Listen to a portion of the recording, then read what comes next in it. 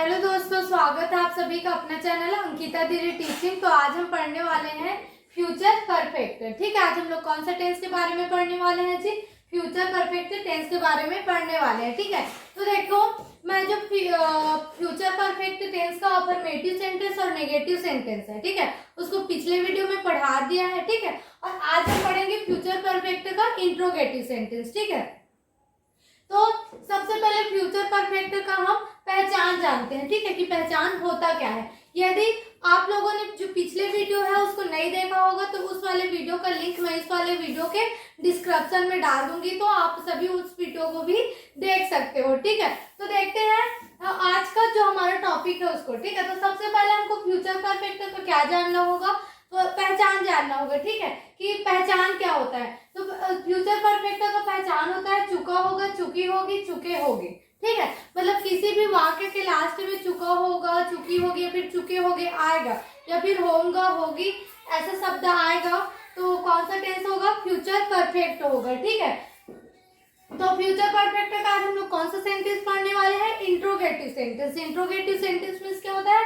प्रश्नवाचक वाक्य। ठीक है, प्रश्नवाचक वाक्य मीन्स ऐसा वाक्य जिसके द्वारा क्या पूछा जाता है? प्रश्न पूछा जाता है। ठीक है, वो क्या होता है? हमारा प्रश्नवाचक वाक्य। मतलब किसी भी वाक्य के लास्ट शुरुआत में ही, लास्ट नहीं शुरुआत में ही यदि आपको क्या शब्द दिखता है तो आपको कौन सा वाक्य होता है? प्रश्नवाचक वाक्य होता है। ठीक है, तो हमारा जो इंट्रोगेटिव सेंटेंस है उसका फॉर्मूला क्या होता है? सबसे पहले हेल्पिंग वर्ब या तो हमारा जो इंट्रोगेटिव सेंटेंस है उसका फॉर्मूला क्या होता है? सबसे पहले हेल्पिंग वर्ब आएगा, फिर क्या आएगा? सब्जेक्ट आएगा, फिर क्या आएगा? हैव आएगा, फिर आएगा वर्ब का थर्ड फॉर्म, प्लस क्या आएगा?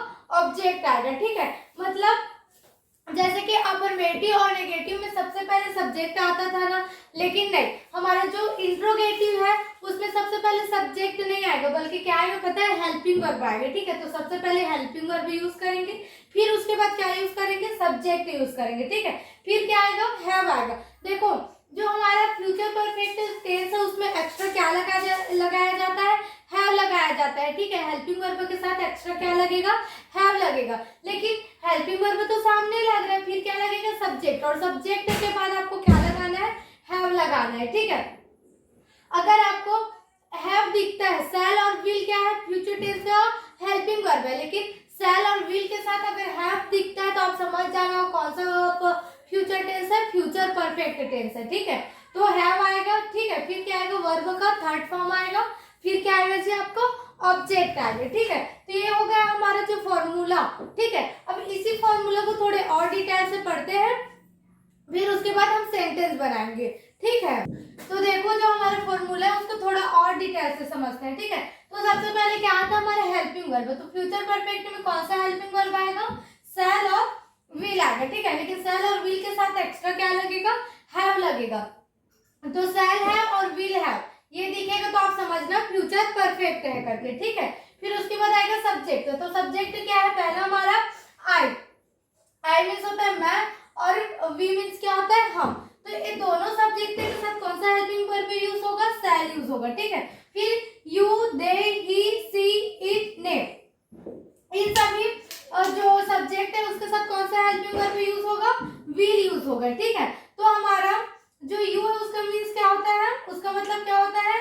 तुम। दे मीन्स होता है वे, ही मीन्स वह लड़का के लिए यूज होगा, सी मीन्स वह लड़की के लिए यूज होगा। ठीक है, इट मीन्स यह निर्जीव वस्तु के लिए यूज होगा, और नेम मीन्स नाम, मतलब हमारे जितने भी नाम होते हैं सभी क्या है? सब्जेक्ट। तो इन सारे सब्जेक्ट के साथ कौन सा हेल्पिंग वर्ब यूज होगा? विल यूज होगा। ठीक है, फिर उसके बाद सभी के साथ हैव लगाना है, एक्स्ट्रा फ्यूचर परफेक्ट है इसलिए।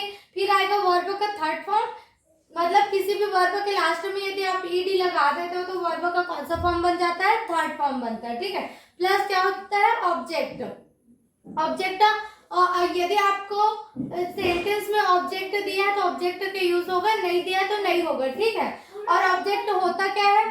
तो ऑब्जेक्ट हमको किसी भी कार्य में करने में, मतलब हम कोई भी कार्य करते हैं तो उस कार्य को करने में जो चीज हमको मदद करता है वो क्या होता है? हमारा ऑब्जेक्ट होता है। ठीक है, अब देखो सेंटेंस। ठीक है, क्या वे इस दुनिया को बदल चुके होंगे? ठीक है, क्या बोल रहे जी? क्या वे इस दुनिया को बदल चुके होंगे। तो सबसे पहले हमको क्या पहचान करना रहता है? टेंस।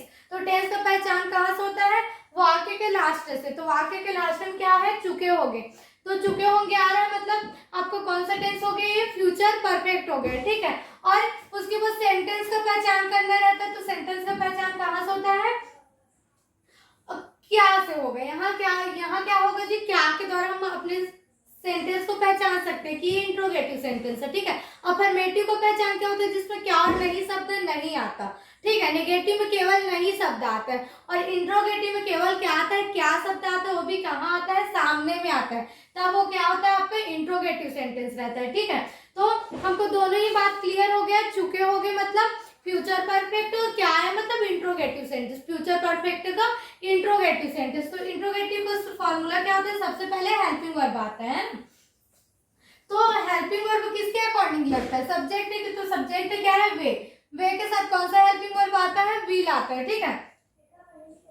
वे को हम इंग्लिश में दे बोलेंगे, दे के साथ कौन सा हेल्पिंग वर्ब आएगा, विल, तो यहाँ क्या लिखेंगे जी, विल लिखेंगे, ठीक है। विल, फिर क्या आएगा, सब्जेक्ट, सब्जेक्ट क्या है आपका, दे, विल दे, फिर एक्स्ट्रा फ्यूचर परफेक्ट है तो क्या लगाना पड़ेगा, सब्जेक्ट के बाद हैव, तो हैव आ जाएगा। फिर वर्ब का थर्ड फॉर्म, ठीक है, तो बदलना को क्या बोलेंगे, चेंज, तो चेंज का थर्ड फॉर्म क्या हो जाएगा, चेंज्ड हो जाएगा, ठीक है। Will they have changed of, फिर क्या आएगा, ऑब्जेक्ट, तो ऑब्जेक्ट क्या है, इस दुनिया को, तो क्या हो जाएगा, ऑफ दिस वर्ल्ड, ठीक है।